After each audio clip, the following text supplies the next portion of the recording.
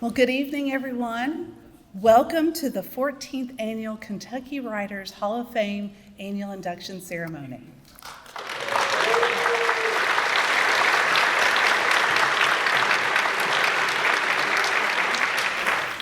I'm Jennifer Mattox. I'm the Executive Director of the Carnegie Center, and I want to thank all of you all for coming out and joining us tonight for this exciting event. Now, under the leadership of retired Executive Director Neil Chethik, we founded the Kentucky Writers Hall of Fame in 2013 to honor Kentucky writers whose work reflects the character and culture of our Commonwealth, and also to educate Kentuckians about our state's rich literary heritage. Now, obviously, if you all are all here tonight, you already know, but wait until you see what we have coming up soon. In fact, Kentucky is home to numerous nationally and internationally recognized writers, and always has been. Why is it the Kentucky writers are so incredibly good at what they do? Some say there's something in the water.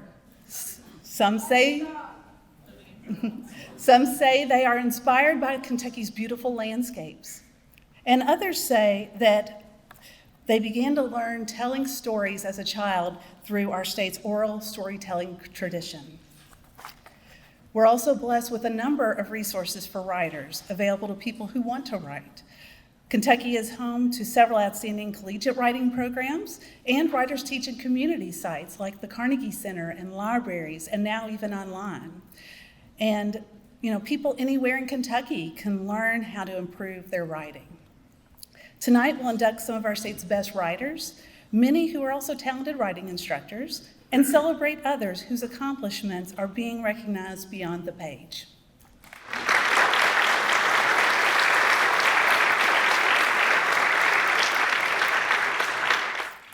And now I'd like to welcome a member of the Hall of Fame's founding committee and a dear friend to the literary arts, Mayor Linder Gorton.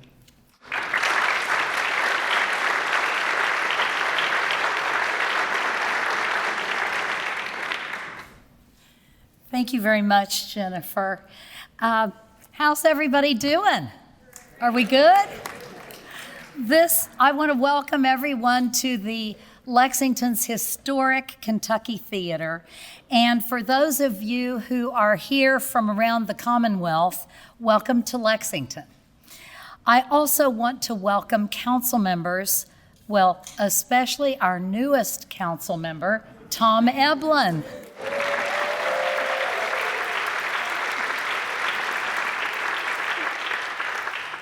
I also want to welcome Councilmember Lisa Higgins Hord, who is with us.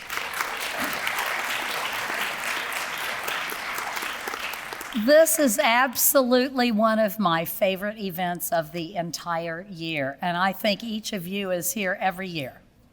And yes, I am a proud founding member of the Kentucky Writers Hall of Fame Committee, and it is really an amazing evening honoring our talented Kentucky writers. Right here in the heart of the bluegrass, we cherish the art of writing. We celebrate our authors. Fine writing is a Kentucky tradition. From U.S. Poets Laureate and Pulitzer Prize winners to the neighbors among us who write short stories and screenplays, Lexington is filled with talent. Speaking of wonderful talent, I would like to add my congratulations to this year's Hall of Fame inductees: Silas House, Jeff Worley, Marcia Thornton Jones, Debbie Dadey, the late Lowell Harrison, the late Frederick Smock, and of course, the Literary Impact Award to the late Papka Sexton. Congratulations.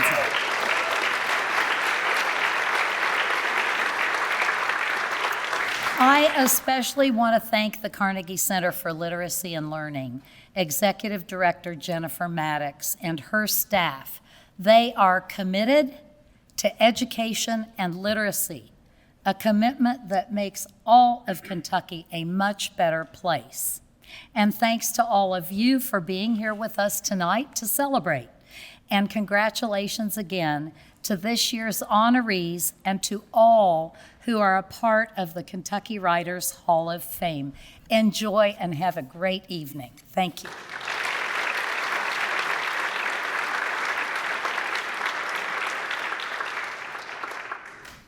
Thank you, Mayor Gorton.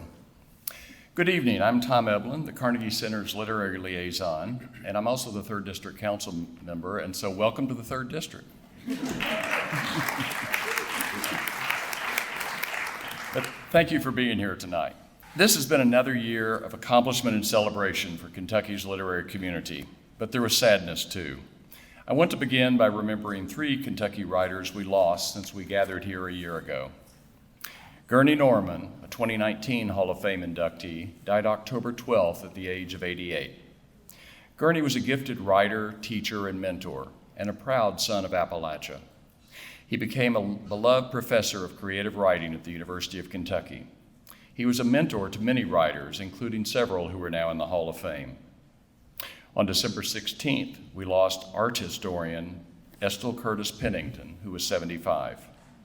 Estill was an outstanding scholar and writer. Without his many books, we would know a lot less about Kentucky's greatest painters of the past.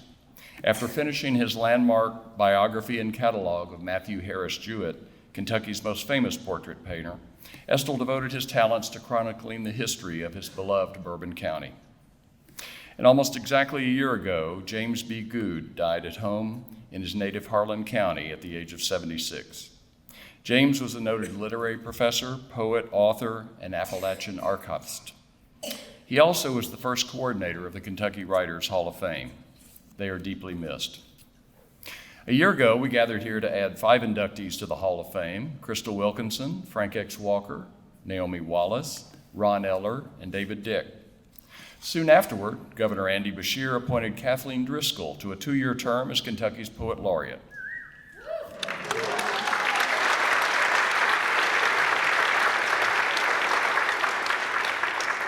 Kathleen is a poet and author, essayist, a professor of creative writing, and chair of the Naslin Mann School of Writing at the Spalding University in Louisville. Kathleen has been busy this year spreading her love of writing and creativity across the Commonwealth. She's with us tonight to share some thoughts. Kathleen?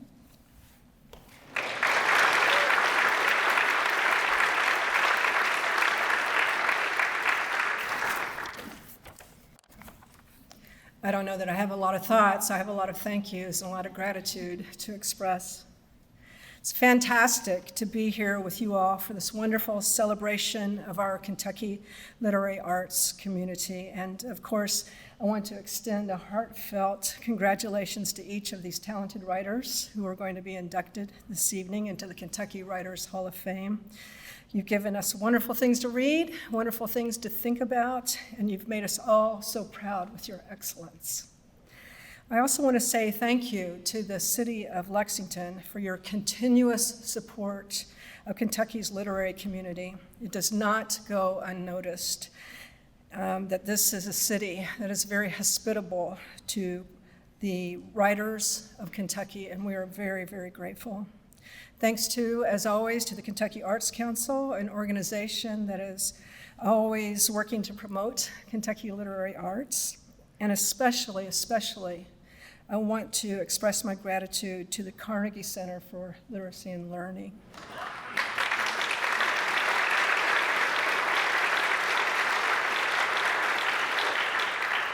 You all know as well as I do that the Carnegie Center is a nonprofit full of hard-working and good-hearted folks who always seem to understand what our literary arts community needs. Many years ago, as you've heard, the Carnegie Center came up with the idea of honoring very talented Kentucky writers with this wonderful Hall of Fame. And the Kentucky Writers Hall of Fame has now grown into an annual celebration we all look forward to every year. We all appreciate that Kentucky has a deep heritage, but it's our contemporary literary community that I'm particularly proud of, a literary community that embraces the true diversity of Kentucky writers from the hills to the glades to the cities.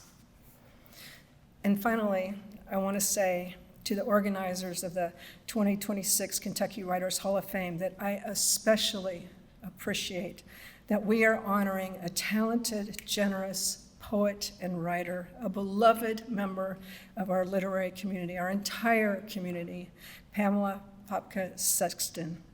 Pam was not only a friend, I actually dedicated Blue Etiquette, one of my books, to her. But if you'll allow me to brag a little, she was a charter member of the Spalding MFA in Writing program when we were founded in 2001. So she's a graduate of ours. And I know, because I've worked with her, that she not only wanted the best for her own work, and she should have, but also the best for her fellow writer colleagues. We continue to be proud of all that she is, that she's a Spalding graduate, and all that she accomplished and published. She's dearly, dearly missed. And in closing, I want to say, I'm so happy that we have all gathered this evening to honor Kentucky writers and are together in the spirit of imagination and creativity, which, you don't need to be reminded, is also the spirit of love. Thank you.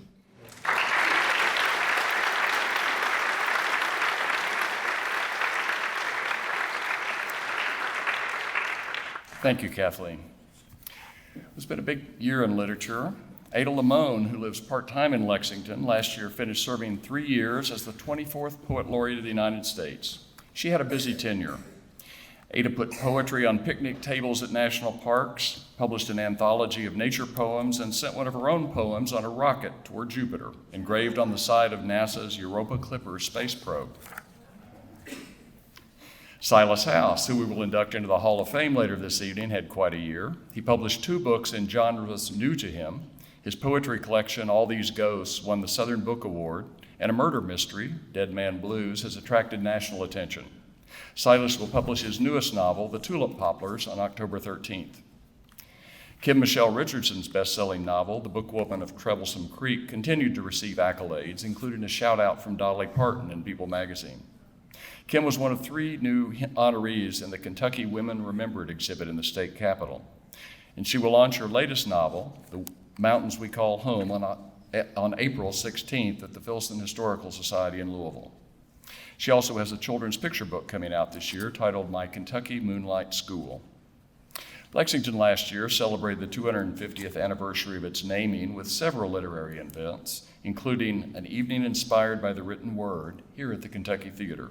The program included readings by several Hall of Fame inductees, Nikki Finney, Georgella Lyon, Frank X. Walker, Silas House, and Jeff Worley. Katerina Stoikova is not only a talented poet, but her company Accents Publishing has been a major force in promoting the work of Kentucky poets. It's hard to believe, but Accents Publishing celebrated its 15th anniversary last year.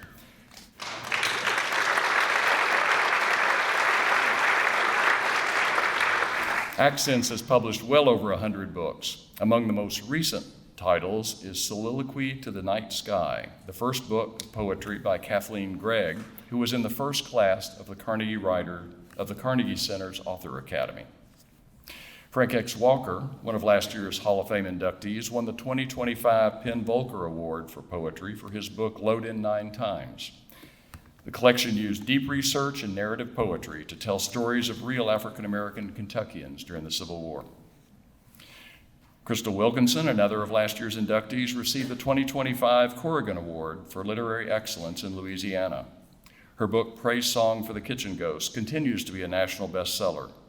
Next up will be her memoir, Heartsick, on motherhood and mental illness. Ron Davis, a poet and visual artist who writes under the name Up From Some Dirt, published a new poetry collection with the University Press of Kentucky. The Shoes of the Fisherman's Wife also features his own artwork on the cover. Driftwood, The Life of Harlan Hubbard by Jessica K. Whitehead, was also published by the University Press of Kentucky, and it won the Thomas D. Clark Medallion and was a finalist for American Book Fest Best Book Awards. Harlan Hubbard was inducted into the Hall of Fame in 2016. Deirdre White's poem, We the People, was set to music by Seattle composer William C. White. It was performed by the Central Kentucky Youth Orchestra and United Voices Lexington at the 250 Lex concert at Singletary Center in November. Lexington novelist Margaret Verbal, a former Pulitzer Prize finalist, received the Janet Holloway Literary Arts Award from Arts Connect in Lexington. The Nature of Pain, Roots, Recovery, and Redemption Amid the Opioid Crisis by Mandy Fugit-Scheffel, a writer and owner of a great little bookstore in Hazard, was longlisted for the James Patterson Bookshop Prize. Wes Brown won the Weatherford Award for his novel, They All Fall the Same. It also was named one of 2025's biggest mysteries and thrillers by Goodreads. My Old Kentucky Home, The Astonishing Life and Reckoning of an Iconic American Song by Emily Bingham, won the 2025 Music and American Culture Award from the American Musicological Society. Slavery and Freedom in the Bluegrass State, Revisiting My Old Kentucky Home, edited by UK history professor Gerald Smith, won the National Black Book Festival's Black Authors Matter TV Award. Pretend the Ball is Named Jim Crow, The Story of Josh Gibson by Dorian Hairston, won the Twin Bill Book Prize for the Best Baseball Poetry Book. Who knew there was a baseball poetry book prize? It's a really good book. Jane Moore Waldrop's picture book biography, She Remembered It All, The Art and Memory of Painter Helen LaFrance, won a Gold Book Award from the Independent Book Publishers Association. It was published by another great Lexington publisher, Virginia Underwood's Shadeland House Modern Press. Races, Games, and Olympic Dreams, A Sportscaster's Life by Tom Hammond and Mark Story won a Special Eclipse Award for Career Excellence from the National Thoroughbred Racing Association. Julie Hensley, a faculty member at EKU's Bluegrass Writers Studio, was selected to represent Kentucky as a Southern Arts Literary Fellow. Timothy Rice won a Gold Award from Independent Book Publishers Association for her book, The Headmaster. The Kentucky Foundation for Women launched a Writers' Prize for Poetry and honored 3 $1,000 award winners, Carrie Green, Mariana Worthington, and Adrian Sanders Russo. James B. Wells has won several awards for his nonfiction book, Because, a CIA cover-up and a son's odyssey to find the father he never knew. Poet Shauna Morgan's collection, Ground Provisions, has been shortlisted for the OCM Bocas Prize for Caribbean Literature. Weta Michael, author of the book Just a Few Miles South, Timeless Recipes from Our Favorite Places, and daughter of tonight's Literary Impact Award winner, Papka Sexton, was inducted into the University of Kentucky's Hall of Distinguished Alumni.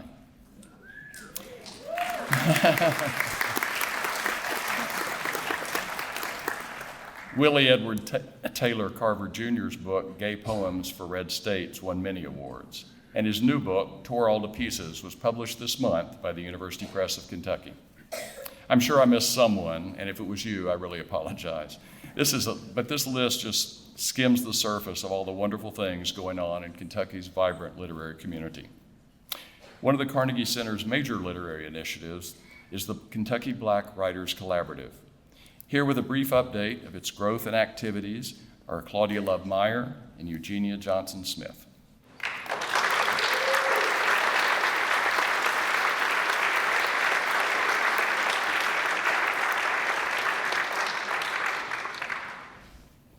Good evening. My name is Claudia Love Meyer, and I'm the coordinator for the Kentucky Black Writers Collaborative.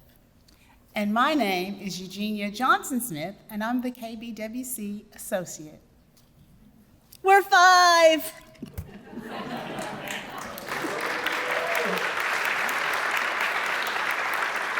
That's right, the Kentucky Black Writers Collaborative, an initiative created to address the economic, educational, and publishing disparities the Black community faces, is 5 years old, and we are celebrating our milestones all year long.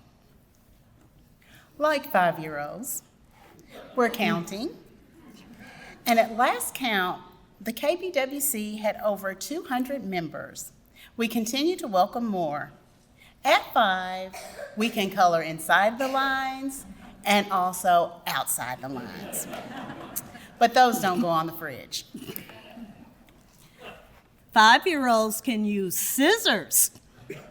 And through community partnerships, we have carved out space for us. We've partnered with the Lexington Writers' Room, the Distillery District's Arts and Music Festival, the Levy Collective, Cafe Louis Gart, the Bell Hook Center, the Heinemann Settlement School, the Leeds Center for the Arts, and the Lexington Philharmonic Orchestra. But best of all, when you're 5, you can tell a story. The KBWC exists to help Black writers tell their stories. To this end, we have given away $45,000 in scholarships.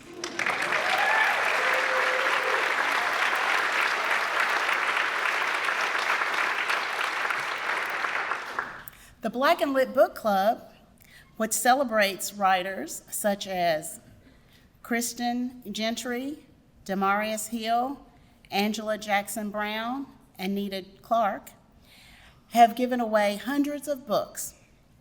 Our Burn the Mic series continues to make space for a diverse array of voices.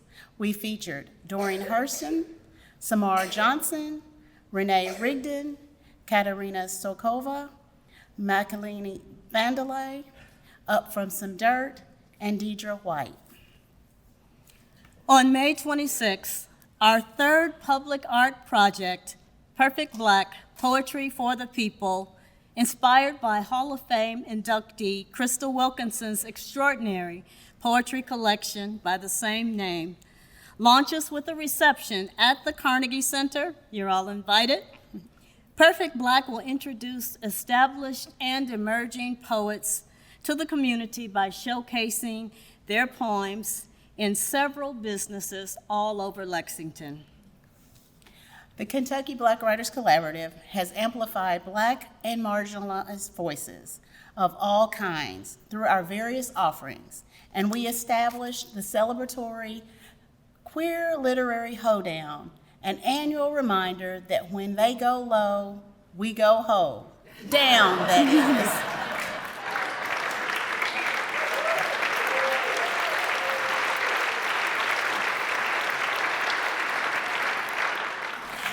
In the words of Alice Walker, hard times require furious dancing, and it also requires fine writing. In good times and in challenging times, the Kentucky Black Writers Collaborative has grown to make the literary community proud. We're 5! The KBWC is the Carnegie Center, and we want to thank each and every one of you for your supporting our Black writers. Thank you.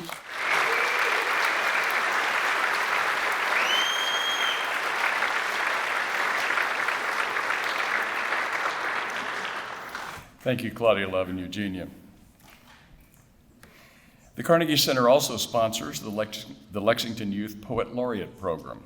Here to introduce Lexington's fourth Youth Poet Laureate is Katerina Stoikova, an award-winning poet and one of the judges who selected the Poet Laureate. Katerina?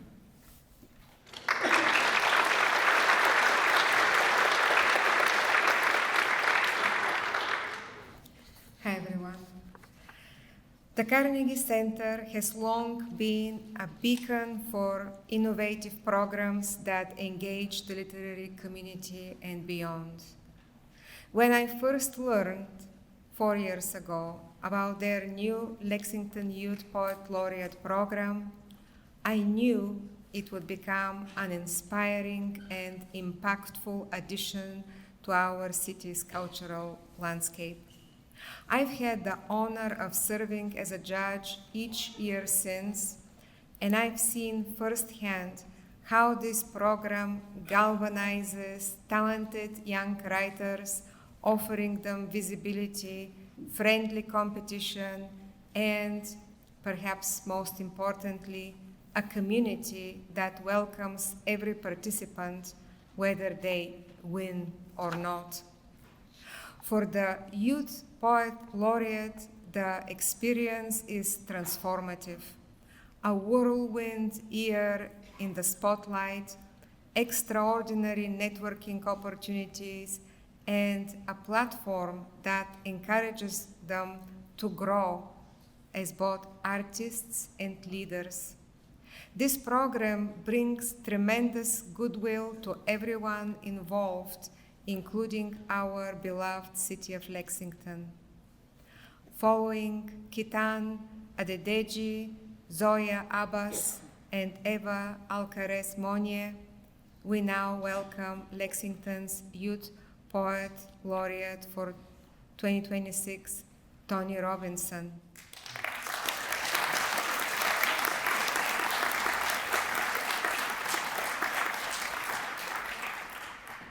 Tony is a true poet, someone who lives and breathes language every day. An alumnus of the Governor's School for the Arts and a literary arts major at Lafayette High School, he approaches his craft with seriousness and intention, and that dedication shines through in the high level of proficiency in his work. His poetry carries a memorable rhythm, striking metaphors, and a keen sense of tension. He understands how to shape a poem through form and lineation, and he does so with confidence and originality. Tony has said that every day he gets to write is an honor. I couldn't agree more, and I hope he carries that love of writing with him throughout his life, continuing to step forward, share his gifts, and inspire others. Please join me in welcoming Tony Robinson, Lexington's newest Youth Poet Laureate.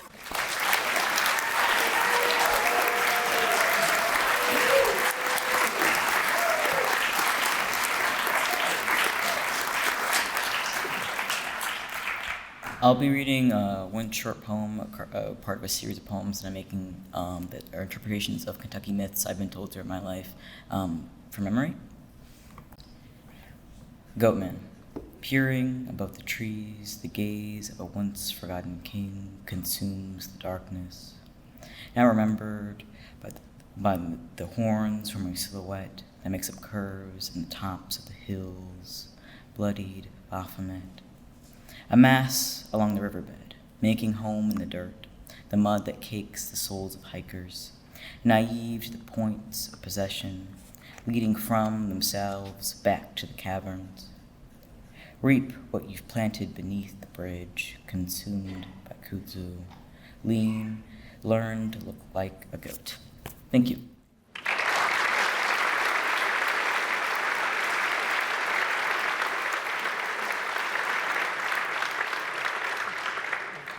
Thanks, Tony.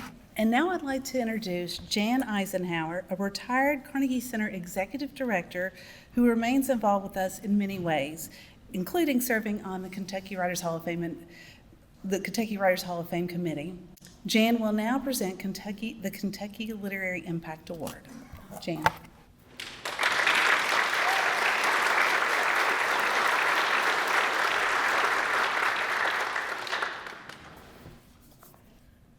To spend time with Papka Sexton was to enjoy a perpetual artist date. From her signature shade of lipstick to her pumpkin-colored mohair coat to the copper accents of her favorite pieces of jewelry, Pam lived in Technicolor. She excelled in many art forms, from painting to poetry to fiction writing to cooking. The walls of her home were crowded with art, the shelves stacked with books, the kitchen filled with the aroma of one original dish after another. Pam studied sculpture in Boston and earned an MFA in creative writing from Spalding University. With her husband Bob, she worked to improve public education in Kentucky through the Pritchard Committee for Academic Excellence. But we are here tonight to consider Pam's gifts to literary Kentucky, her adopted state, but nonetheless a place she held close in her heart, a place she gave her full attention. It's often said that Kentucky writers are unusual in their generosity toward the competition, and Pam exemplified this talent as well. She was a founding member of 2 writing groups in which women supported the efforts of other artists through regular meetings, feedback sessions, and public events. The writing group Kaboom began in the late 1990s. Pam described the formation of the group. I participated in a workshop on publishing at the Kentucky Women Writers Conference. A well-known Appalachian mystery writer was the presenter. She told the group of mixed ages and races that we would likely never have our work published, that we exhibited the wrong profile, and that our subject matter was of little or no interest to agents, publishers, or the general public. Pam felt that writers could and should do better by one another. With other attendees, the Kentucky Book Mafia, or Kaboom, was born. Members of that group went on to publish books, to teach countless workshops, and to produce a grant-funded anthology. Pam's membership in Mosaic, the women's poetry collective, grew out of a shared experience in a master class taught by poet James Baker Hall. Mosaic members also supported one another, but like the members of Kaboom, these women spread their gifts, teaching creative writing classes as well as judging statewide poetry contests. The mission of Mosaic included service to other writers. Pam's most important impact on the literary arts may have been her willingness to use her voice. When the Kentucky Women Writers Conference lost funding, it was Pam who initiated a conversation with the University of Kentucky, which led to a resumption of that support. The support lasted another 20 years. In 2003, when the Carnegie Center faced a loss of funding from the city, Pam became our board chair and used her voice to speak out for its programs. She joined us in planning and executing a tough but very successful fight. You don't know what it meant to me to be able to call her any time of the day and have her answer the phone and listen to the latest incident that had happened. Today, I feel that Pam would be encouraging us, probably demanding us, we can do a better job of remembering how powerful our voices can be. She would remind us that we too can impact the arts when we speak courageously in support of the underrepresented among us. We too can impact the arts when we speak in favor of fairness. We too can impact the arts when we remind Kentuckians that we support keeping the arts inclusive. This state has, among other treasures, the Appalachian poets, Pulitzer Prize-winning authors, the Larkspur Press and the Heinemann Writers' Workshop, consummate craftspeople, bluegrass musicians, a folk arts center and a National Quilt Museum, a Carnegie Center and a Kentucky Writers Hall of Fame. We are all touched by the arts in one form or another. I'd like to close by reading one of Pam's poems. May this reminder of her life force continue to animate our work. The poem's called These Days. These days the air is spun from blue fleece, gravity lofted to a higher place, easing the load against the earth, its bodies and buildings. And while my body, perhaps yours, lightens in heart and lungs, makes easier work of step against stair, gladdens at the palate of pumpkin and mum, the hints are there, lurking around the edges of otherwise glistening days. Darkness thrusts itself in the way of sun and blue. Nights cool. I cook chicken soup for a dying elder. She contemplates the dark with little grace, and I have none at all. I push against every pain of mind and body, the coming cold, hoping grace will not be expected of me. Still, there is the cardinal on the fence, heralding fire, feathering out the fierce, permanent red. Please join me now in welcoming Pam Sexton's family to the stage, her children and grandchildren, to receive this award.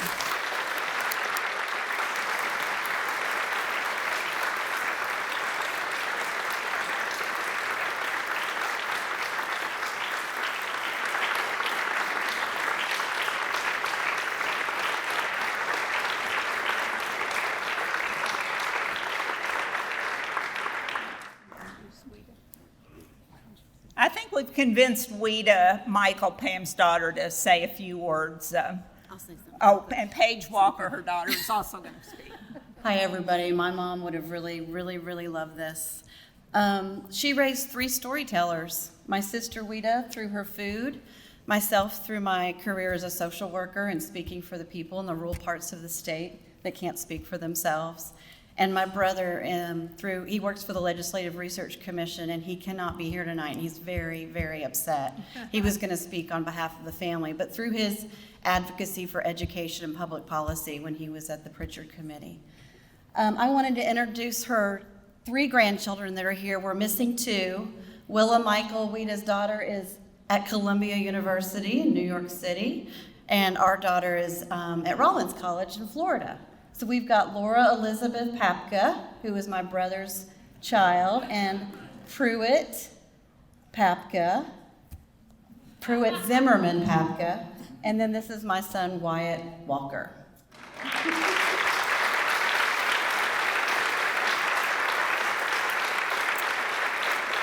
Thank you, Jennifer, Tom. Mom has so many friends here. And Kathleen, I want to tell a little story. I mean, she may have had to leave. Oh, there you are. When my mom was a senior in high school, she became pregnant with me. And in those days, she had to withdraw from school. So she got her GED. She's always loved school, loved to read. She was a fabulous, as we all know, a fantastic writer. And then she became a non-traditional student at the University of Kentucky when I was about 12. And she started going to some classes, but she didn't really know what she wanted to do.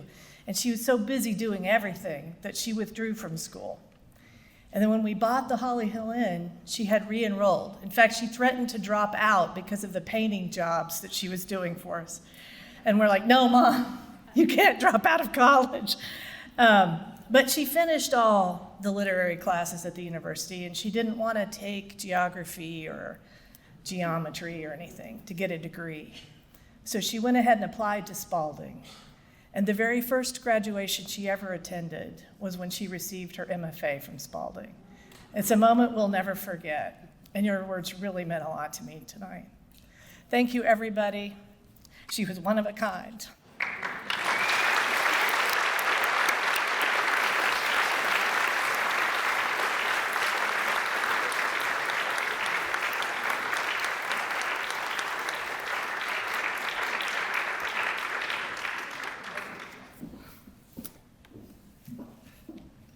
We all miss Pam. And now let's begin this year's Hall of Fame inductions. Since the Kentucky Writers Hall of Fame was created in 2013, we have inducted 71 writers, 22 living and 49 from the past. Tonight, we add 6 more writers to the Hall of Fame. Inductees are chosen by from public nominations by 2 committees of Kentucky writers and readers. A committee at the Carnegie Center compiles a list of candidates each year from those nominated that is then ranked by a committee chosen by the Kentucky Arts Council. Based on those rankings, the Carnegie Center committee then chooses a class of inductees. For living writers, this is a sort of lifetime achievement award, although many of our Hall of Fame inductees are still writing and will be for many years. For some deceased inductees, their fame may have happened decades ago. For others, they may not have received the recognition during their lifetimes. But with all of them, the quality of their writing has stood the test of time. Our first inductee tonight is the late Lowell Harrison. Born October 23, 1922 in Russell Springs, Kentucky, Dr. Harrison earned degrees from Western Kentucky University and New York University. He wrote 15 books, mostly about Kentucky history, and taught at WKU for more than 2 decades. Dr. Harrison died October 12, 2011 in Owensboro shortly before his 89th birthday. Here to tell us a little about Dr. Harrison is his friend and fellow Kentucky historian and author, Bill Ellis, Professor of History Emeritus at Eastern Kentucky University.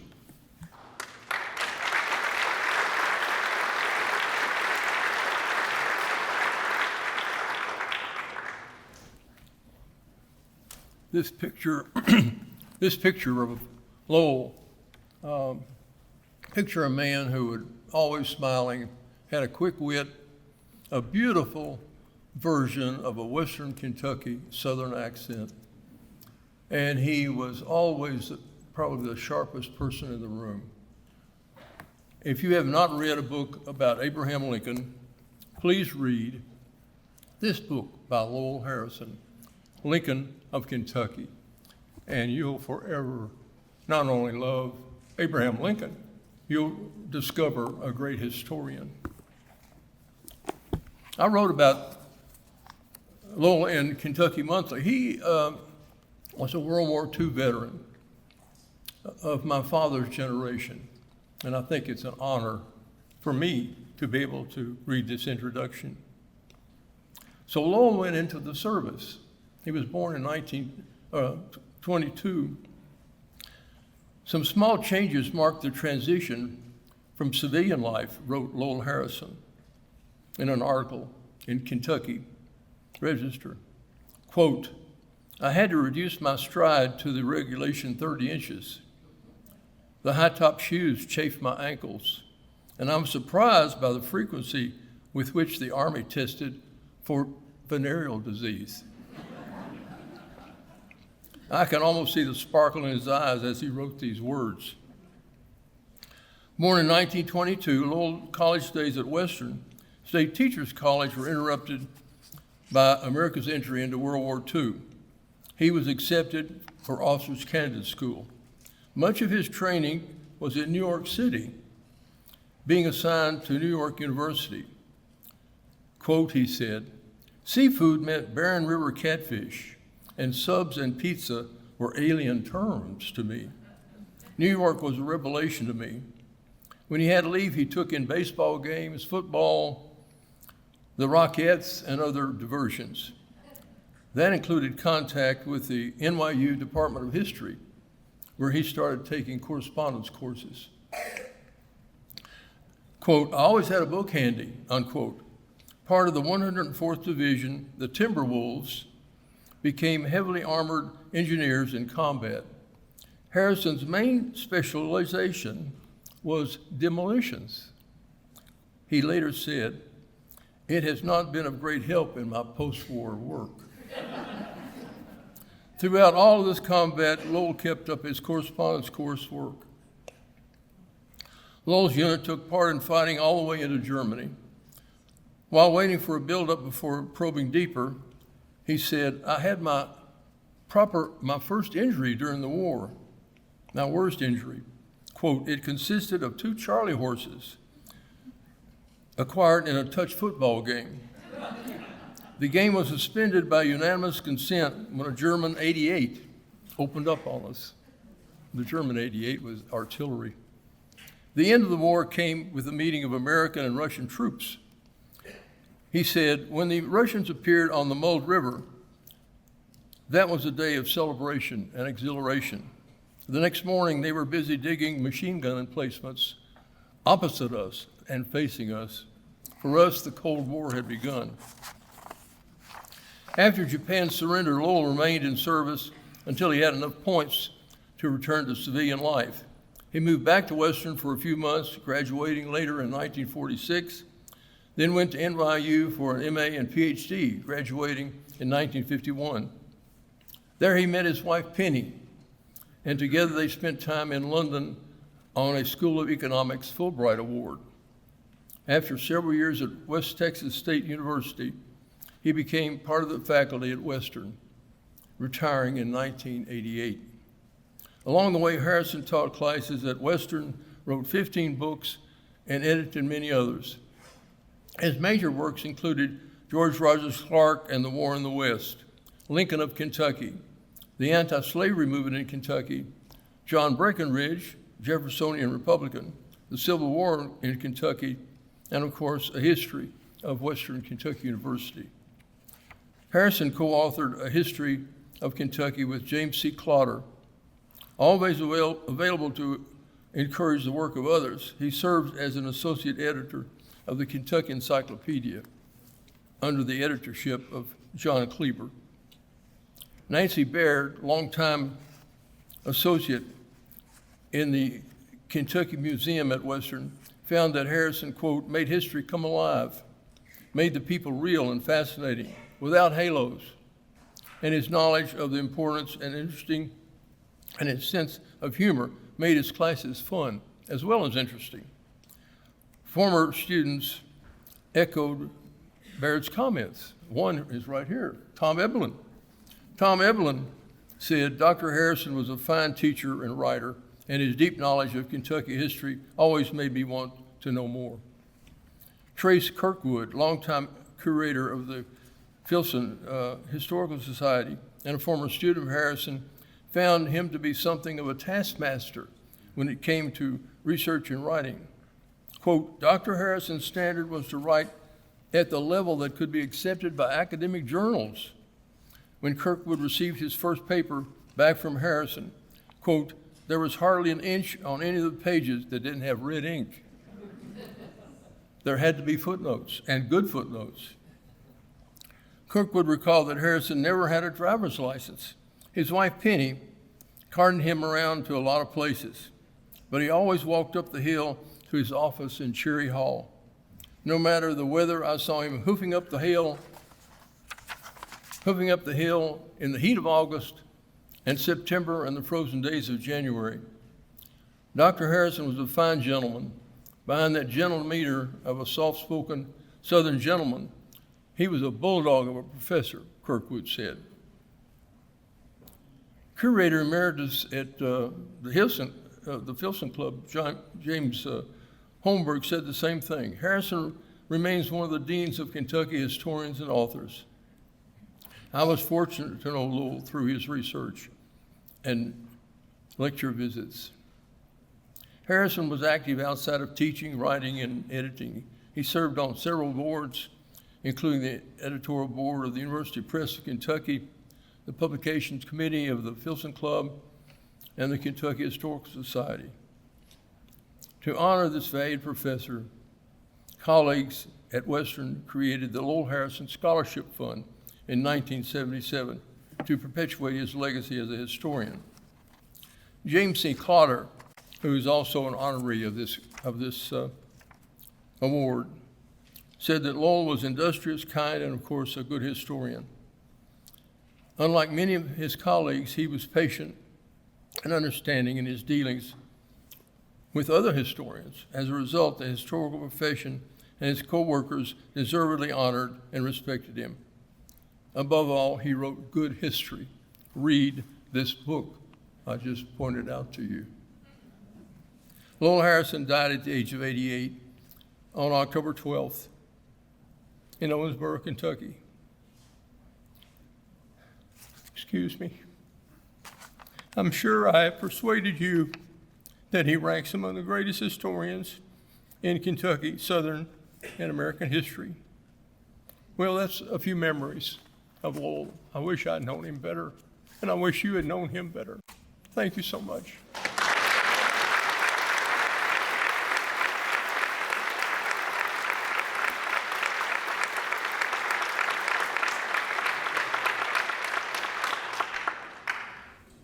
Thank you, Bill. Fred Smock was born June 23, 1954 in Louisville and grew up in suburban Fern Creek. He loved to wander woods and fields, which helped inspire his poems about the natural world. He earned degrees from Georgetown College and the University of Louisville, where he studied under Hall of Fame writer Sina Jeter Naslund. From 1985 until 1998, Smock and the late Sally Bingham co-edited the American Voice Literary Journal. He later taught English and creative writing at Bellarmine University. He was chosen as Kentucky's Poet Laureate for 2017 and 2018. In addition to several poetry collections, he published books of essays and a volume about the craft of writing poetry. He died in Louisville on July 17, 2022, at the age of 68. Here to read some of Fred Smock's work is his friend Maureen Moorhead, who also is a former Kentucky Poet Laureate. Maureen.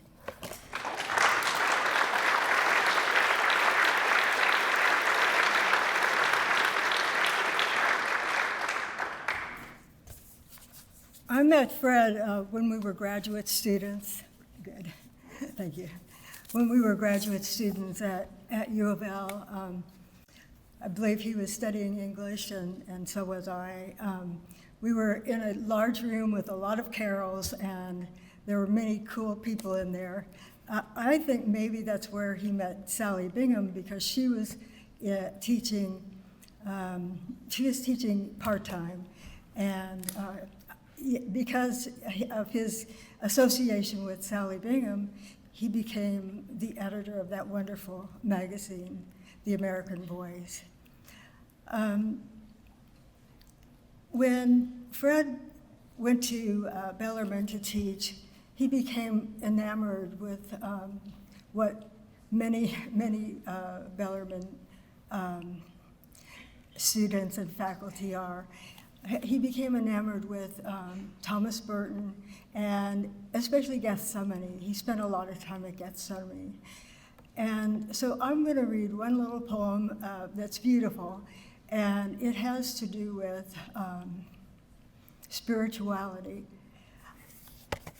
The symbolism and the imagery in this little poem are beautiful. In a country church, I sat and gazed out the back door left open, as much as listened to the words of the preacher, a kindly, soft-spoken man who wore a farmer's face above his black robes. Cows moved, stately as angels, across that open doorway. Coffin of plenty. I could see a creek bed tufted with cattails, darkness, then sudden bright sunlight, and 3 bare trees, like 3 grieving brothers. Did I say it was early spring? The first warm day, the first warm day after a long winter. And the Kentucky landscape was not yet bearded with green. Box of paradise, it moved me, dare I say, because it was a doorway not into the next world, but into this one. Thank you.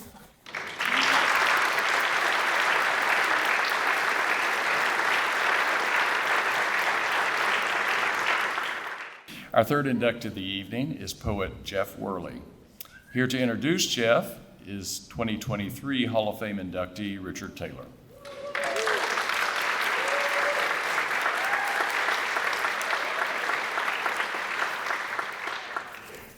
Jeff Worley is a poet's poet. He has a love affair with language, with getting it right. In his many books, he practices what I call the Gallo principle. Not gallows, Gallo. No wine before it's time. Originally from Kansas, he is a Kentuckian by choice rather than birth. Having had a professional career as an associate editor of WUKY's Odyssey, a magazine trumpeting the many accomplishments of its faculty. On the side, he has published, get this, over 500 poems in journals and magazines, many of them collected in award-winning books, the most recent of which is, I think it's the most recent, the Poet Laureate of Aurora Avenue. I recommend it to you. His reputation extends well beyond Kentucky. I first met Jeff may have been the late 80s, but I know it was the 90s, as a member of a writing group that he and Marcia Hurlow, I know some of you out there know Marcia, that they formed.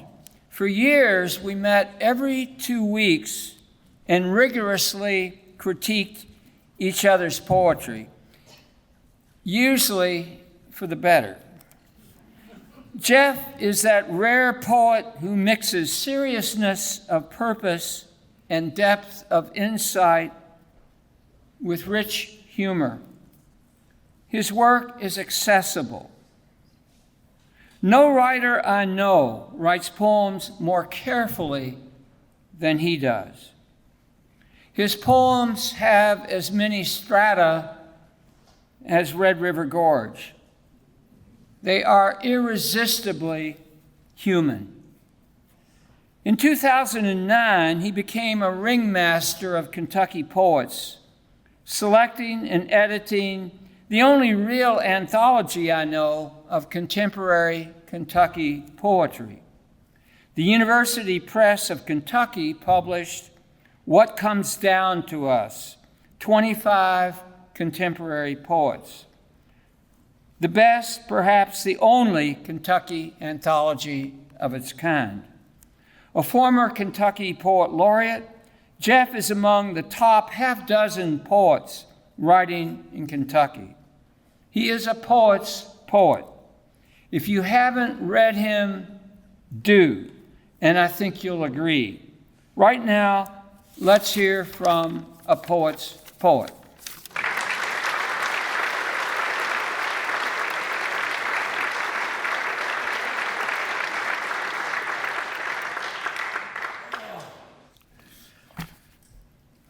Hello. This is pretty overwhelming. How's the sound? In back, can you hear okay? Okay, if you can't hear me in back, raise your hand.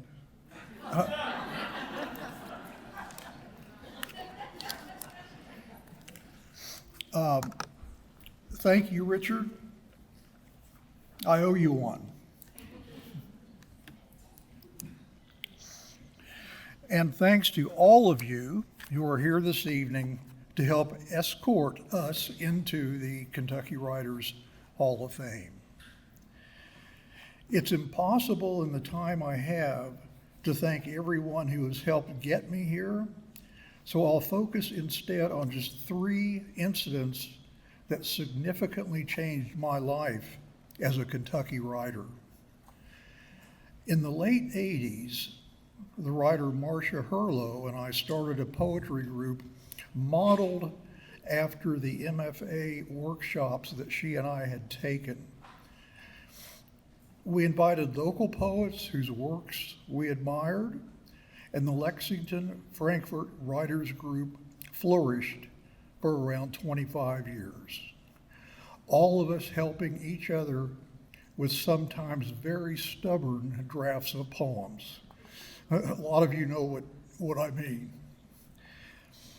We were there following a question that Mary Oliver once asked, who wants to see a bird almost fly? A special thanks to the group's most regular members, Marcia, Susan Coben, Tom Webster, Mike Moran, Letha Kendrick, George Ella Lyon, and Richard Taylor. Another important and life-changing development was sparked by my wife Linda's love of nature. All her life, she badly wanted a cabin in the woods like our Lexington friends Jack and Nancy Furlong had. And this became a reality in, I think it was 2009, possibly.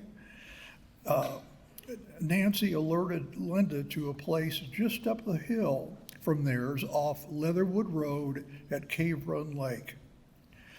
Linda snapped this up immediately, and we had many good times there with a new set of neighbors and friends, and most notably, Roger and Ellen Prince.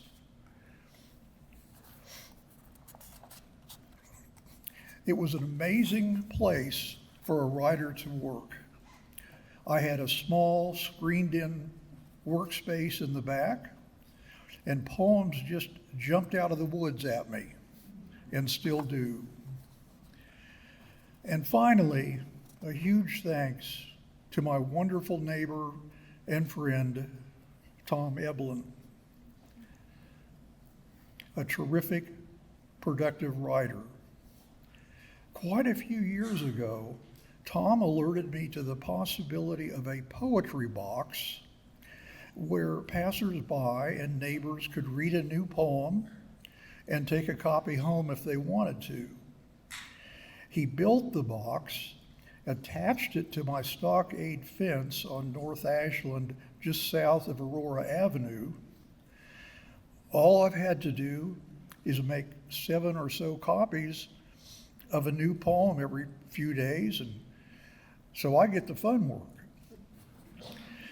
My favorite moment so far, as a result of this box, was when a girl, maybe 5 or 6, with her mother, stopped on my sidewalk out front, looked up on the porch and said, "Are you the poetry man?" Yes, I said, on my good days. Then she said, "Would it be okay if I put something of mine in the box?" Absolutely is the answer to that. Absolutely. And I said, by the way, we welcome new authors. So, yes, send something along. She followed through 2 days later with a little story called "The Falling Angel Who Came Back Up." This is the show and tell part. Her name is Greta Levins. And if anybody knows of her or her family, please let me know, because I will put this back in her hands if I can find her. Maybe this incident will be important and memorable for her writing career. I would need a whole lot more time to thank my late wife. I hate this phrase, as I should. So for now, I'll just say thank you, lovely woman, for the 42 years. No, that's not all that I will do. I'll leave you with this poem titled "Playing Possum." I got the strangest email about 3 weeks ago. I think it was from a young girl, but I'm not sure. And she said, "If you have time next Monday, would you read that poem about you and your wife chasing a baby armadillo around your house?" And I said, "Well, I'd have to write it first, but details. And thank you all again for being here. And this is overwhelming. A poem called "Playing Possum." Something was gnawing at my dream, and awake now, I hear one of our cats loudly crunching at his bowl in the kitchen. But here in bed, I make out the shapes of all 3 cats, a triumvirate around my wife and me. I leap up through the question of "Something wrong, honey?"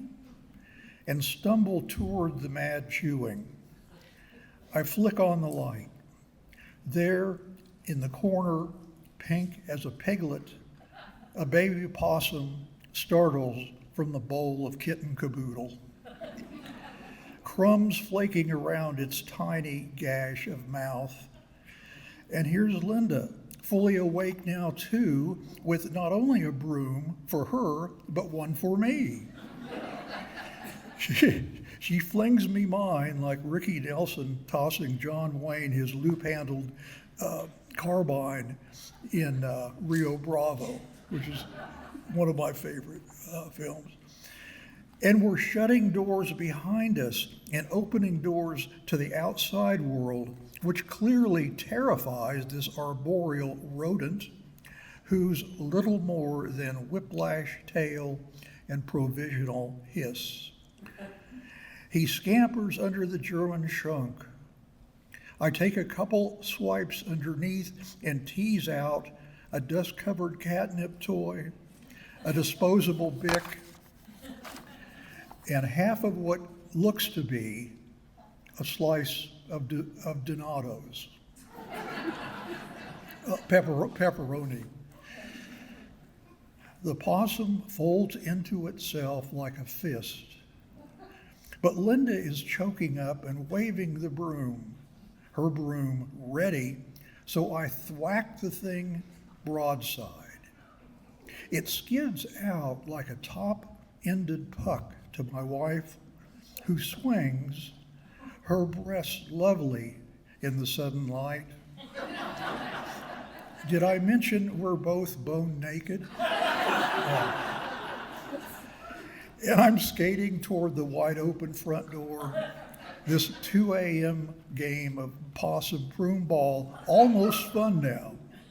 And whoosh the critter so hard it cartwheels like a cartoon possum through a racket of katydids and other night fiddlers, and lands like a wad of flubber on the lawn. As it scampers off, Linda and I stand on the front porch, victorious, holding our brooms in the manner of American Gothic. Our next door neighbor, Jamie, home from the late shift, turns her blue Toyota into the drive, fixing us with headlights. These Worleys, she may be saying to herself, naked house cleaning at 3 a.m.? At which point, there's nothing left for us to do but wait.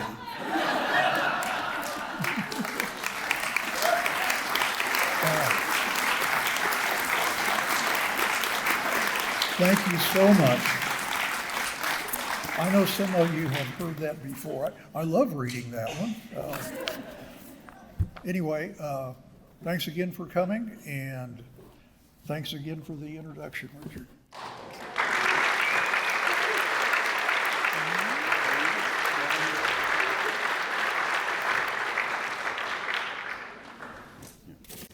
And now we're going to do something that we've never done before. We'll have the next two inductees introduce each other. This co-writing team has sold several million copies of their books, and at one time they were Scholastic Books' #3 all-time best-selling authors.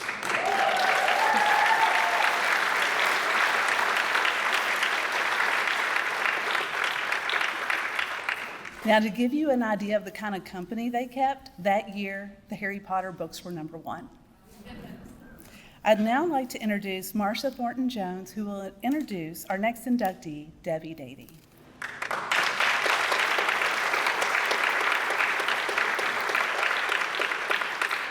What a beautiful place.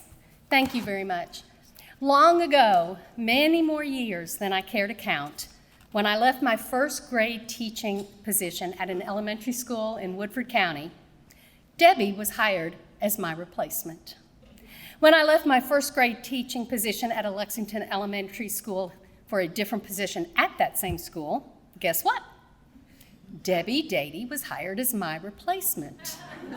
It seems as if we were destined to work together. But as teachers at the same school, we didn't know each other well.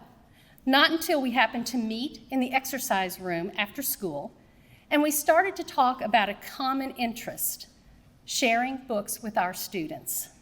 It was our favorite part of the day, to share wonderful literature with those kids. And so we started talking about books we liked. Then we talked about books we didn't like. And we started to wonder, how did some of those books even get published? And one of us jokingly said, sometimes I think I could do better than that. And then Debbie asked a very simple, but not so simple, question. She said, what's stopping us from trying to write a book? I could not come up with a good reason not to try. I mean, I could have said, well, because I'm clueless, because I have no idea how to write a book, because we are not authors, we are teachers. But I didn't want to admit those things to Debbie. So the next day, we began writing during our 20-minute teacher's lunch break. Of course, we had a lot to learn, not only about writing, but about each other as well. So tonight, I would like to share a few things that I have learned about Debbie Dadey since that day when we traded lifting weights for writing stories. Debbie Dadey approaches writing the same way she approaches life, with curiosity, perseverance, playfulness, optimism, creativity, kindness, generosity, a can-do attitude, and a determined mindset that focuses on why not and what if. She does not recognize obstacles as roadblocks. She sees them as stepping stones on her path forward, always forward.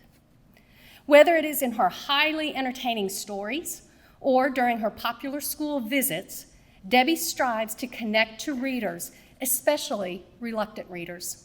She's always encouraging them, sharing with them that same can-do empowerment.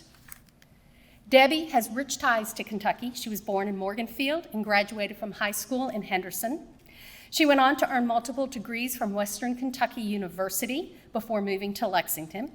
She was a dedicated first grade teacher and then media specialist, also known as librarian back in those days, until Debbie and her husband, Eric, moved to follow his profession. I remember when they were getting ready to leave Lexington. I was at her house. Boxes were stacked everywhere. They were waiting for the movers to come move them.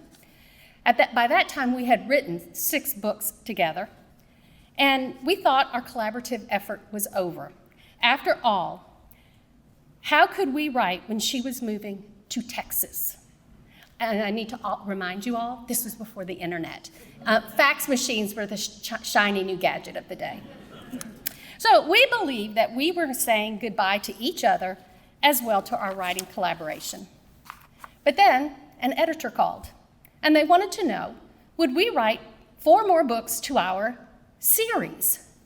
We didn't even know we were writing a series. They had told us we were writing standalone titles. Companion books is what they called them. But now they planned to turn the titles into a series, and they were offering us a multi-book deal. Of course, Debbie, with her can-do spirit, did not see the distance of nearly 1,000 miles as a roadblock. It was an opportunity. It'll be easy, she said. So that Christmas, each of us got fax machines under our trees, and we developed a hot potato system of writing, taking turns writing chapters and sending them back and forth to each other as fast as we can. Since then, Debbie Dadey and her family, including her husband Eric and 3 children, Nathan, Becky, and Alex, crisscrossed the country, living in 8 different states, most recently moving from a log cabin in the Smoky Mountains of Tennessee to southern New Hampshire to be close to her grandchildren. She is a popular presenter, visiting schools across the United States in countries including Germany, Belgium, and Egypt, all while writing 182 traditionally published children's books with sales totaling more than 45 million copies worldwide.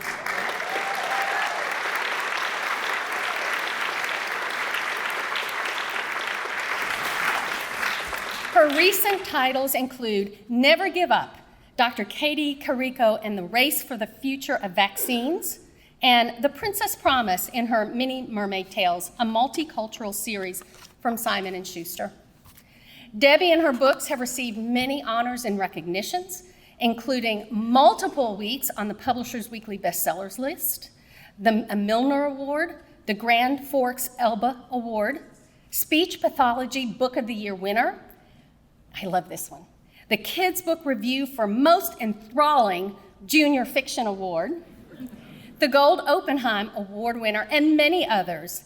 And now, tonight's well-deserved honors. Please help me welcome Debbie Dadey to the 2026 Kentucky Writers Hall of Fame.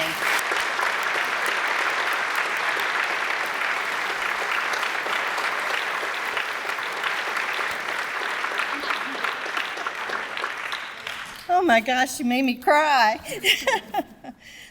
Well, what can I say after that? My goodness. Thank you so much to the Carnegie Center and the Kentucky Arts Council for selecting me for the Kentucky Writers Hall of Fame. It's a great honor for this Western Kentucky girl to stand on this stage with this illustrious group.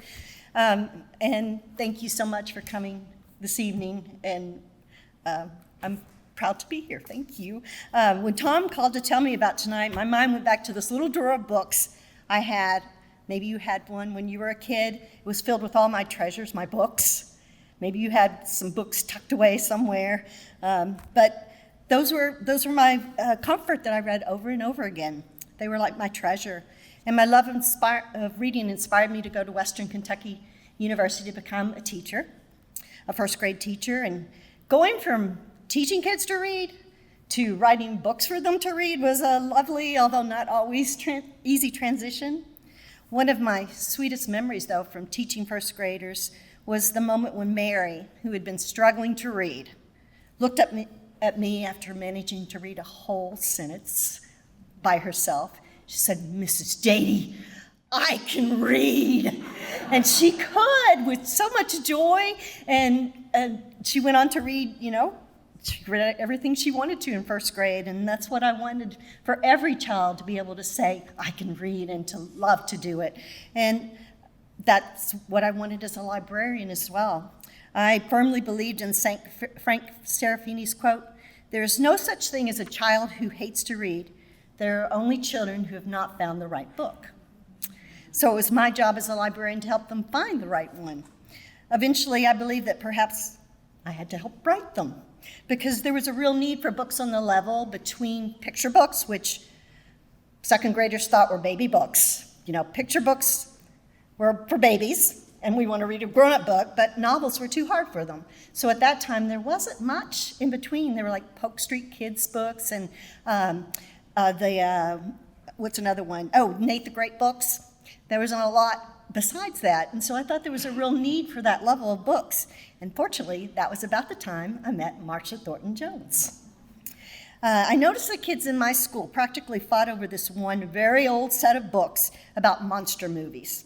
And since Marcia and I wanted to write books for kids to encourage them to read, we thought it was natural to write about monsters. And since the scariest creature to me when I was growing up was a vampire, it was natural to start writing about a vampire. And our love of researching folklore and legends and writing about monsters actually began in the Sayre School librarian's office just a few blocks from here. We were deciding one day how to fashion Mrs. Jeepers, our vampire, in our very first story, Vampires Don't Wear Polka Dots. Well, I say very first story. No, not really. It was the very first story we sold. There were quite a few before that. But the very first story we sold, and we were like, oh, what should our vampire look like? Should she have long black hair? What should she look like? And in walked the foreign language teacher at our school, Mrs. Green. And she had long red hair and long fingernails. We were like, oh! The lights went off, there was flashing neon signs and everything. We're like, that's our Mrs. Jeepers. And so we changed her just a little bit, but we that day, Mrs. Jeepers was born. And that was the beginning of our writing career. And we actually ended up writing as many as 12 books a year.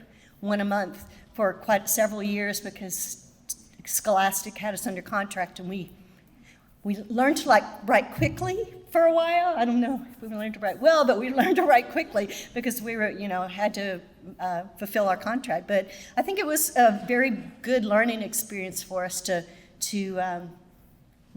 make okay, this is what we did. We wrote an idea, sent it to our editor.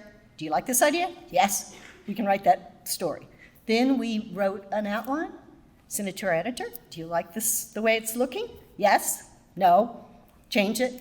So we were able to write quicker because we wrote with an outline. We had a plan for our story, and we do that for all of our stories because it helps us to write and without getting lost. So if you've ever written a story and you get in the middle of it and you don't know what to do next, maybe try writing an outline. We've been very blessed to receive letters from kids all over the world, but one that I'll never forget was when I was in an elementary school in Germany. I was visiting an American school there, and they had letters to me on the wall there, and one of them was from a 5th grade boy, and I can remember it because it was short and sweet. And he said, "I've never read an entire book before until I read yours." 5th grade. I read the whole thing. It was great. So that was a letter that was easy to remember, but I wonder, how does a kid get to 5th grade without reading an entire book? And I'm very thankful that perhaps I played a small part in encouraging that boy to hopefully learn to read.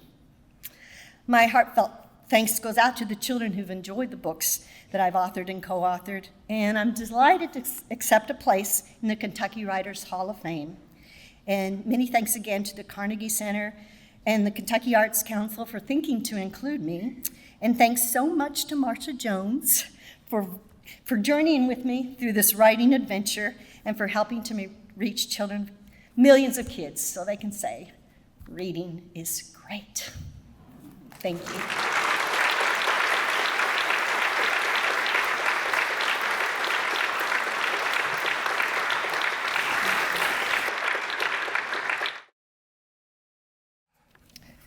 Our next inductee is Marcia Thornton Jones. Here to introduce her is Debbie Dadey.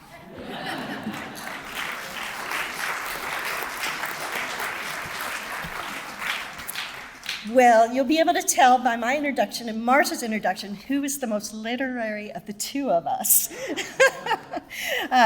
Yes, it's true. I stalked Marcia Jones for years, and I thought she didn't know it, but evidently she did know it. When I married, I took a job in Versailles, Kentucky, teaching 1st grade, and it was a position that Marcia had just left to teach at Sayre School here in Lexington. And a year later, I followed her Sayre, and luckily for me, Marcia decided to switch to 3rd grade, and I took her old 1st grade position. Also, luckily for me, we were exercising one day, and in the school weight room, and decided wouldn't it be fun to write a book together. And I'm pretty sure Marcia was the one who said, "It'll be easy." We found out it was definitely not as easy as we thought it would be. But you know what? We had been writing about, I think it was about a year, we sold something. The very first thing we sold was a greeting card that said, what did it say? 2 words of advice now that you're a working mother. Fast food.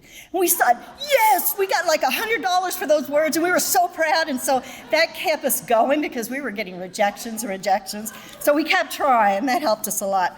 But Marcia was born in Illinois. She moved to Kentucky when she was only 5, and she never left. After earning degrees from the University of Kentucky and Georgetown College, Marcia and her husband settled in Lexington, where she taught 1st and 3rd grades, along with computer lab and gifted and talented classes. She was the teacher students feared to get, because she had a reputation for being so tough. I think one kid actually cried. The father cried. But she was also the teacher that high schoolers would come back to for tutoring because they respected and admired her so much. That's the kind of teacher she is. She's a gifted teacher and writer, and I've always been in awe of her ability to craft a plot and paint a scene with lovely prose. Her skill has led her to be an author and co-author of 137 traditionally published books for children with sales of over 45 million copies. Her published works include mid-grade novels and picture books. She has also co-authored the Writer's Digest Story Sparkers, Writing for Kids, The Ultimate Guide, and 7 chapter book series, including one of Scholastic's best-selling series of all time, The Adventures of the Bailey School Kids. Marcia was instrumental in developing the Author Academy for the Carnegie Center for Literacy and Learning, where she's currently a mentor, manuscript reviewer, and teacher. The Carnegie Center is so blessed to have her on their team, and today it is my great honor to introduce to you the best children's author that Kentucky has ever raised, Marcia Thornton Jones.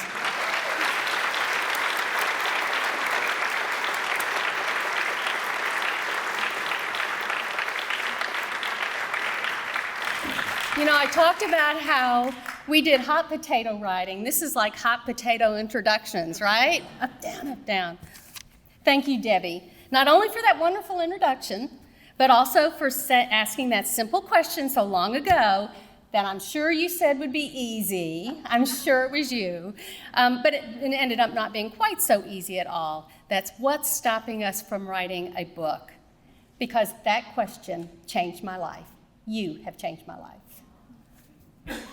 You know, writing is a solitary adventure for most writers. We sit at our desks or in our spare bedrooms, at kitchen tables or in parked cars, and we put words onto paper or into an app, hoping that those words will someday, maybe, just possibly, mean something to someone. For many writers, we never really know. Writing is communication through the art of scribbling, but if we don't hear back from those to whom we're writing, we don't know if our words have meant something to anyone. But as Debbie said, we have been lucky, very lucky, because we have heard from many readers who made comments like this: "You are the best writer in the history of book writing." "I can't ever explain what you have done for my generation. No matter how down I get, the Bailey School kids have a way of making everything seem all right. You are my idol." And then there was this one: "I used to hate to read, but now I love to read. Your books changed my life." It never ceases to amaze me that kids, and now adults, because it's been that many years, know the characters, the stories, and the worlds that were created sitting in isolation at my kitchen table or on my sofa, that my words mean something to new generations that will go on to lead the world. It makes me take a breath. But this night, with this great honor, seeing all of you helps me to realize that I was never really writing in isolation at all. I have the support of Debbie Dadey, and I had that of my husband of 44 years, who kept me online and tech current. "Honey, I don't have a computer right now. I need your help." Then there are the participants in our Carnegie Center writing classes, many of whom are here tonight, and my writing group members who were willing to share their information, insights, and the power of the words with other writers. There are my friends, my special friends, who gather at my dining room table playing with stories and themes and meanings that help clarify this crazy world so I can put words on the page. There are many friends who I meet with for support, including those that meet on Thursday nights to go out to eat and talk about all the things that are bothering us. And then there is the Carnegie Center, a literary leader in our region and beyond. A couple weeks ago, I had two people, one from Southern California, one from Northern California. The creative staff does such amazing things with relatively very little. I've seen them. I've been behind the scenes. It is amazing what the small staff can do. They are my literary family. And of course, I had the support of wonderful parents. One time my husband said I couldn't be a really good writer because I haven't suffered enough in my childhood. I had the greatest parents ever. And I have the support of my sister, Barbara Beckham, who has pulled me back from way too many ledges by reminding me to do 3 simple but powerful things when life becomes a little bit too much. She says, first, look where you started. Look where you are. look at what you have done. So I stand here looking at you and I think, wow. And I know I haven't done it all alone. So I thank you, all of you, the people here celebrating with us tonight, the avid readers who let us know that our words meant something to them, to my colleagues on the stage tonight and those that have stood on the stage in years past, congratulations. To all the writers who have helped us and shared their words.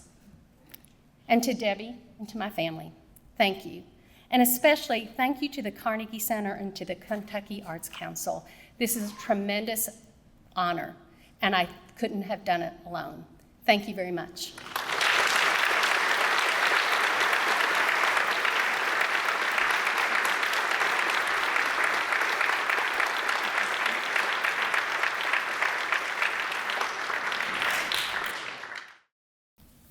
Our final inductee this evening is Silas House. Here to introduce Silas is 2025 Hall of Fame inductee Frank X. Walker.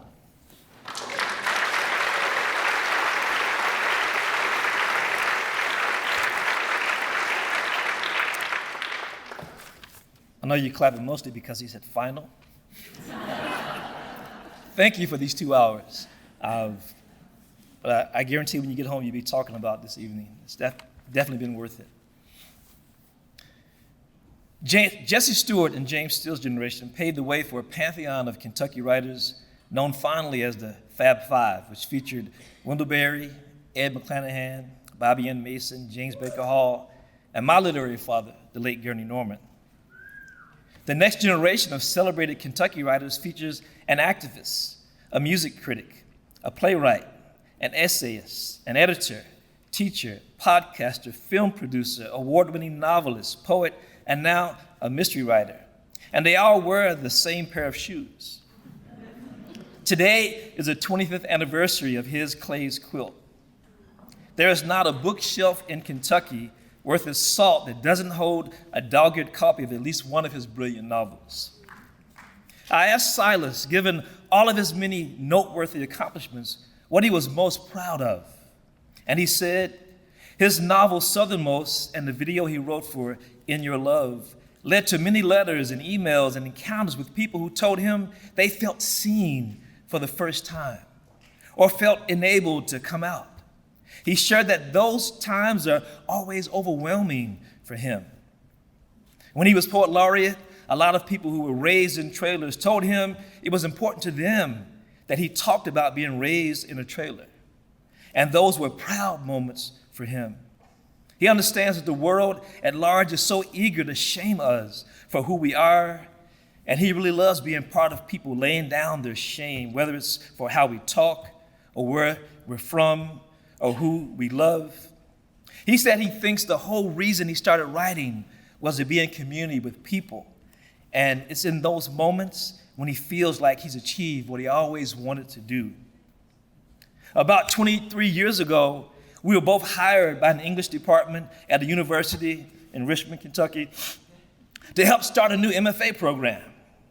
When we arrived, we soon discovered that some of the PhDs in the department didn't think we were qualified to teach there. And they began a mean-spirited campaign to make us feel very unwelcome. He was smart enough to leave before I did. I left soon afterwards. But all he's done since then is prove them wrong. And it's been a joy to watch his star rise and shine. My mother might say, if he was any better, he'd be a cast iron skillet.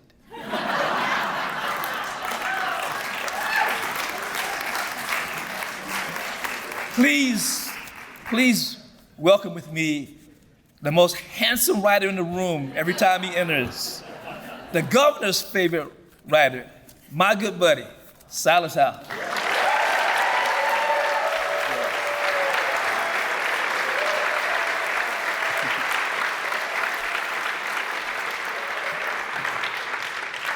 Thank you, Frank.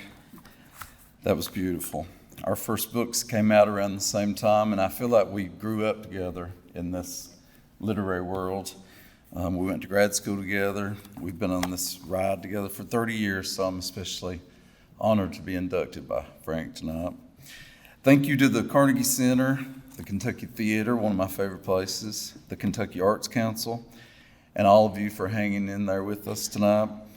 I'm especially thankful to my colleagues at Berea College for being here tonight, and yes, thank you. And my colleagues at the Naslin Mann Graduate School of Writing. Yes, so glad I found that place. My son is here with his wonderful partner. Thank you for being here. And my chosen family. My mother has been in the hospital 25 days now, I think, so I'm going to try to get through this. I'm pretty emotional and tired, so tiredness leads to uncontrollable crying sometimes. In 6th grade, my teacher was named Aldine Black, and she chose me to write the class play that year. She saw me as a writer. In 7th grade, my English teacher read my writing and gave me books that opened my world. Her name is Sandra Stidham. When I was 25 and trying to figure out what to do with the novel I had just finished, my literary mother, Lee Smith, took me under her wing and guided me to the Appalachian Writers Workshop at the Hyman Settlement School, where I found a core community that has continued to carry me through my highs and lows. There, I also found Mike Mullins, the director of Hyman, who stepped in as a surrogate parent when I needed him the most, and who helped to pave the way for me in the Kentucky literary world. Jan Eisenhower gave me my first job as a writing teacher at the Carnegie Center, and there I was one of the first people that welcomed me into this world was Papka Sexton. And her children today continue her legacy of generosity. She would be so proud of you all. I also found Georgella Lyon, who took me seriously, and she gave me my first blurb. She was always kind to me. Later, Georgella and I and several other writers worked together in the fight against mountaintop removal, and it's one of the things I'm most proud of is that we fought back. In that fight, Wendell Berry became another mentor for me. And like a good father figure, he gently corrected me when I was wrong, sometimes not so gently, but he always told me when I was right. And he did that gently as well. I found people who were tender and kind and honest and loving. The older I get and the longer I'm a writer, the more I understand that, as the Beatles taught us, all you need is love. And I've found so much love and acceptance in Lexington since I moved here 8 years ago. I'm thankful to my writing group, who are also my chosen brothers, David, Johnny, Gavin. I love you lads, and I say that publicly because it's important to tell your friends that you love them. And it's important for men to stop the cycle of male loneliness that is such a root of misogyny. We tell each other that privately, so I'm saying it publicly. So many other writers here: Gwenda, Josh, Claudia Love, Jen, Crystal, Shauna, Jane, Savannah, Weta, Linda, Margaret, Frank, Eric, Jay, Tim, Wes, Latonia, Katerina, Christian, Bo, Tim, Tom, Eric, so many others who make this such a vibrant writing community. I am thankful to the LGBT community I found in this safe haven. Many of them are here tonight, and I love all of you, too. A few months ago, I and other writers were asked to contribute lines to the new sculpture downtown to capture our feelings about Lexington. My poem goes like this: a little fire when others left us out in the cold, our city of refuge. This city has been that for me as a gay person, as an Appalachian refugee, and as a person of faith who also found a community here in the Episcopal Church that accepts me fully as I am. I've been very fortunate to have found an ancient love in the form of Jason Kyle Howard, who knows me better than anybody else in the world. I love you.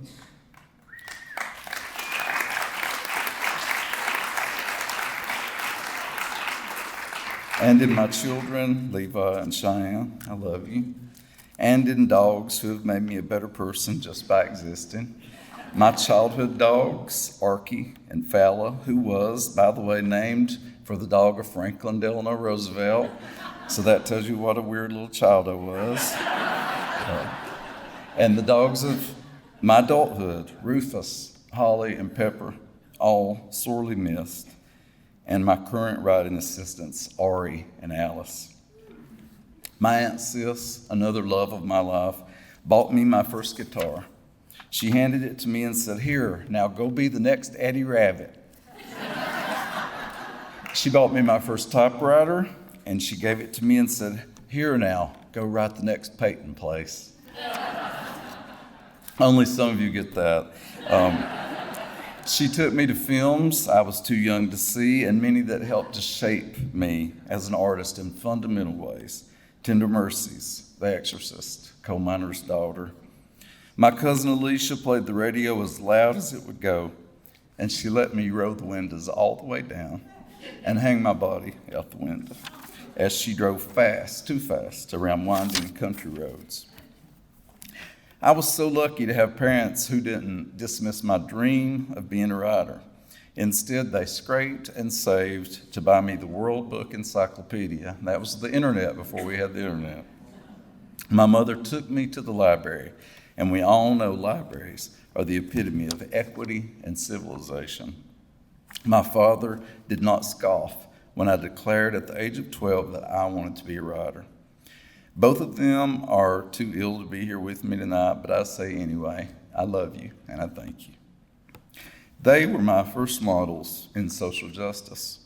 I often saw them quietly helping others, not asking for recognition. My mother worked in the lunchroom at our elementary school, and many years later I would be told by grown classmates that she had bought them clothes or slipped them money for food. My father spent his free time helping people in the community who needed him. My parents worked all the time because they had been raised in deep poverty. And they wanted to make sure that I wouldn't be.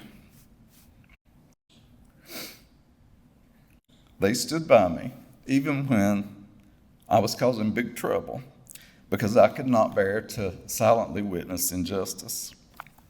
As a senior in high school, I was the editor of the paper, and I excoriated a group of teachers and students for their blatant classism in a long, controversial editorial that ended with me being physically attacked by a teacher.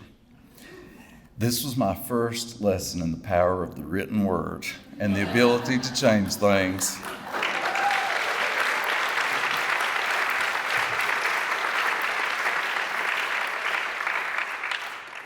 My aunt said, "By God, if you're making people mad, then you're doing something right." I grew up across from the foot of a ridge where pine trees and tulip poplars gathered around a creek lined with mossy rocks. There was a steep hill, perfect for sledding. Swaying grass where my best friend Donna, who's here tonight, I love you, Donna, and I often watched the clouds and had existential conversations at the age of 10. It was a wild place. Then one day, bulldozers converged, and for the next couple of years, it was an open wound. As the grandson of a coal miner and a family that had risen up due to the mines, for the first time, I had a deep understanding of paradox and complexity. But most of all, I saw the injustice at hand in the way our commons, air, land, water, were polluted. That strip mine set up a little fire in me that never has gone out. And writing has been my greatest outlet for naming injustice. Now I believe we're up the worst injustice of my lifetime. Fascism is moving across the world, and the eye of it is posed over the United States. One of the reasons this has happened is because there is less empathy in our country than there used to be. There is less empathy partly because fewer people read. Cruelty is celebrated and laughed about, Arrogance is rewarded instead of ostracized at the highest powers. Art is negated, and tenderness certainly is. We are living under a regime that never speaks of love. It does not truck in beauty. I believe art, and especially literature, can fight fascism and cruelty and hard-heartedness. I know that it can change people's minds and hearts because it changed mine.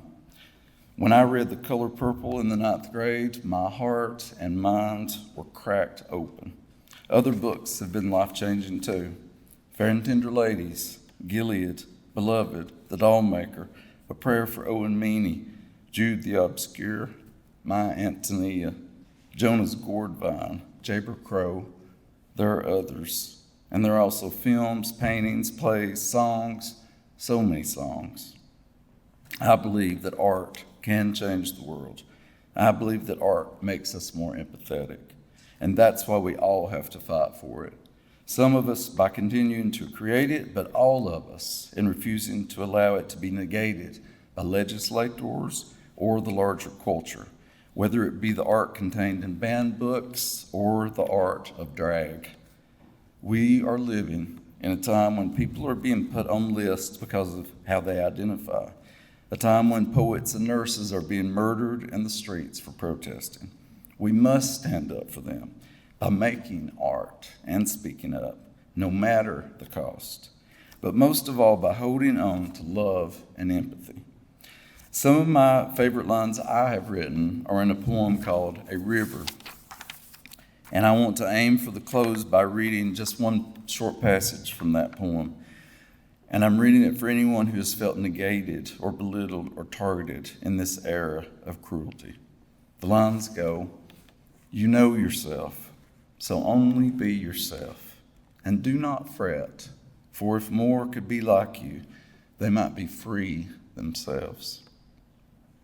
As a writer, I want to create more empathy.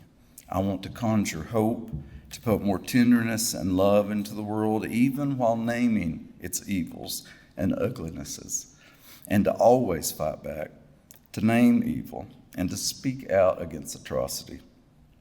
Sometimes love requires that. I speak out because I love my country. I speak out because I love my state. I write because I want to change the world, even if it's the heart of only one reader. And I believe that if we do all these things with love as the propellant, our fight is just. Thank you.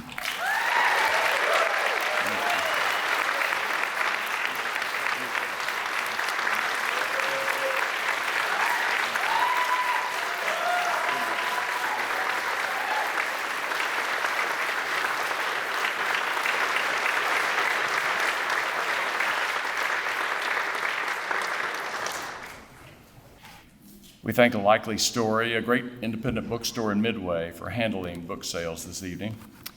Please join me in another round of applause for tonight's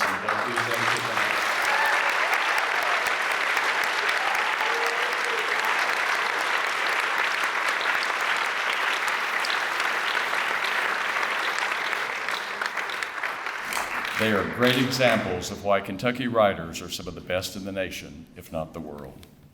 I would again like to thank our event sponsors, the Kentucky Arts Council, LexArts, the Tallgrass Farm Foundation, the estate of James Goode, Charles and Linda Gorton, Janet Holloway, Jim Gray, Community Trust Bank, Cornett, the late Russ Tucker, State Farm Agent, Kentucky Monthly Magazine, LV Harkness, WUKY-FM 91.3, and our host, the Kentucky Theater.